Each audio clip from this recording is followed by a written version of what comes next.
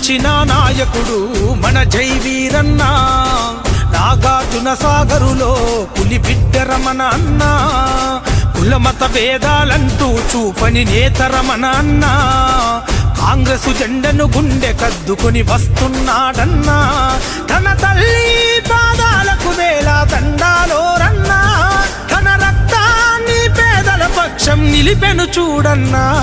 అందూరు జైవీరు అన్నా జననాయకుడై కదిలిందన్నా. ప్రతి పల్లెలో నిలిచెను నీ పేరు, పేదవాళ్లకు నువ్వు ధైర్యం. జైవీరు అన్నా జననాయకుడు అన్నా.